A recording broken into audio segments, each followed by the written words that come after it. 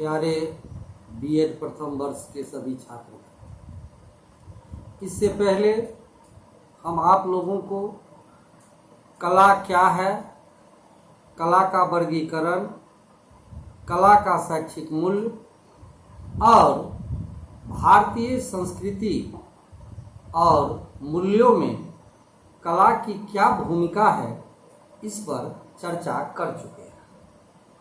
आज हम चर्चा की शुरुआत शिक्षा में कला एवं कला में शिक्षा, art in education and education in art, इसी पे चर्चा करना चाहेंगे।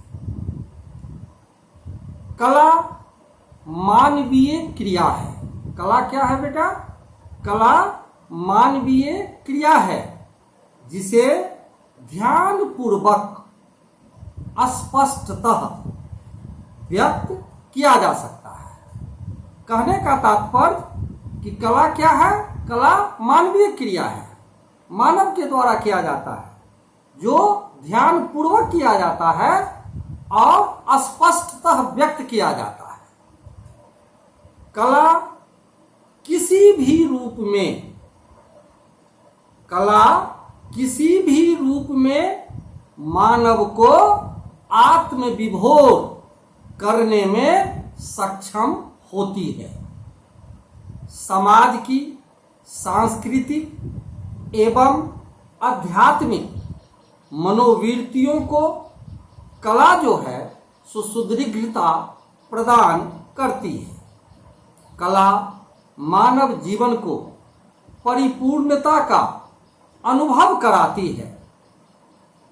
मानव कल्याण एवं सौहार्दपूर्ण वातावरण को सृजित करने में कला की आकर्षक भूमिका होती है। जैसा कि हम और आप जानते हैं कि हमारा देश, यह भारत बहुत विशाल देश है।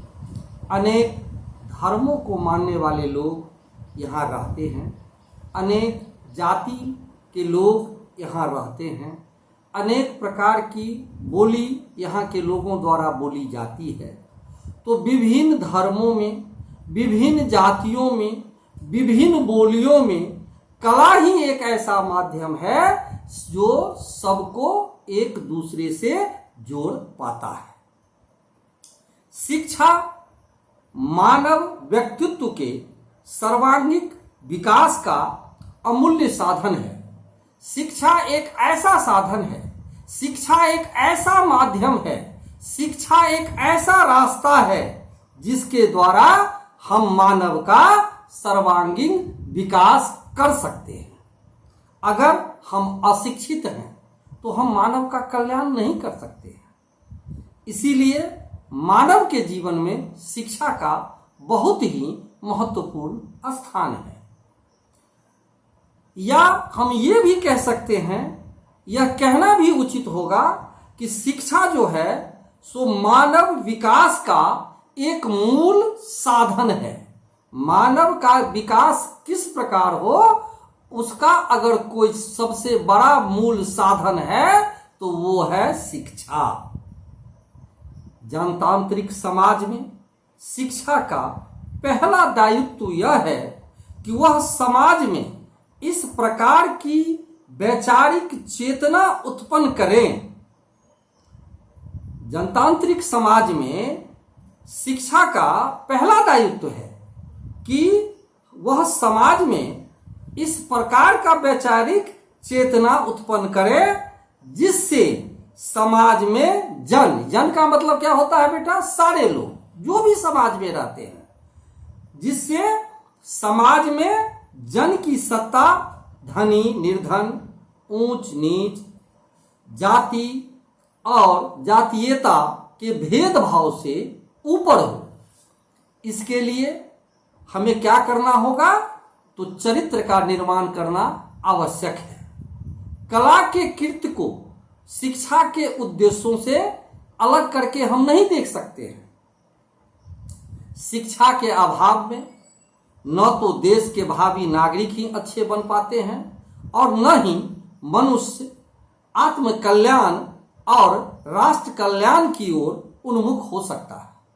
अगर हम अशिक्षित हैं, अगर हम में शिक्षा का अभाव है, तो हम अपने देश के भावी नागरिक को अच्छा नागरिक नहीं बना सकते हैं, न ही उसमें हम आत्म कल्याण की भावना को भर सकते हैं, न ही राष्ट्र कल्याण की। अगर वो शिक्षित है तो वो राष्ट्र कल्याण की ओर उसका विचार उन्मुख होगा। शिक्षा और कला दोनों ही व्यक्ति में रचनात्मक एवं सृजनात्मक दृष्टिकोण का विकास करता है। अगर हम बेटा शिक्षित हैं और हमको कला से लगाव है, तो निश्चित रूप से हम रचनात्मक और सृजनात्मक दृष्टिकोण जो हमारा है उसका हम डेवलप कर सकते हैं, उसको हम विकास कर सकते हैं, जिसका परिणाम होगा कि वह द्रुत गति से, तीव्र गति से परिवर्तित जो परिवर्तन होता है, होने वाली समाज की जो आकांक्षा है, जो आवश्यकता है, उसके अनुरूप हम उसमें सामंजस्य कर पाने में अपने आप को सक्षम होते हैं। शिक्षा एवं कलाओं के संबंधों को जो है सो हम मुख्य रूप से इसी दो रूप में देखते हैं, शिक्षा में कला एवं कला में शिक्षा। शिक्षा में कला एवं महत्व की विवेचना अगर हम करना चाहेंगे तो उसको हम इस प्रकार कर सकते हैं। जैसे विद्यार्थियों को अपने समय का सदुपयोग हमेशा स्वस्थ मनोरंजन में सहायक होता है। हमेशा अध्ययन करने से क्या होता है? नीरसता उत्पन्न होता है और उससे शारीरिक एवं मानसिक थकान होता है। अगर हमको कला से लगाव है, कला से हम जुड़े हुए हैं, तो यह नीरसता जो है, यह शारीरिक थकान जो है, यह मानसिक थकान जो है, वह हमें कला के द्वारा दूर हो सकता है। इतना ही नहीं बेटा, कला के द्वारा हम बालकों को आत्मविश्वास में वृद्धि कर सकते हैं। उसके आत्मविश्वास में वृद्धि होगा। अगर वो कला से जुड़ेगा तो उसका यह आत्मविश्वास बढ़ेगा कि हम यह काम कर सकते हैं। इतना ही नहीं, अगर कोई दिव्यांग बालक है तो दिव्यांग बालकों के विकास में भी कला सहायक का जो है सो काम करता है। मंद बुद्धि का अगर कोई बालक है तो मंद बुद्धि के बालक में भी आत्मविश्वास, आत्मसंतुष्टि, आत्मसम्मान, उत्साहपूर्वक भावनाएं हम उसमें जागृत कर सकते हैं। बालकों को कला के द्वारा सरलता से, बिल्कुल सरलता से हम जो हैं सो उसको एकाग्रचित्त होने के लिए तैयार कर सकते हैं। बालकों को जो उसका भावाव्यक्ति है, उसका अवसर जो है सो कला के द्वारा हम बच्चों को प्रदान कर सकते हैं। समूह गान हो चाहे समूह नृत्य हो, इनके द्वारा बालक में हम क्या करते हैं तो एकता की भावना को हम जगा सकते हैं। बालक में हम सहानुभूति को भावना को हम जगा सकते हैं।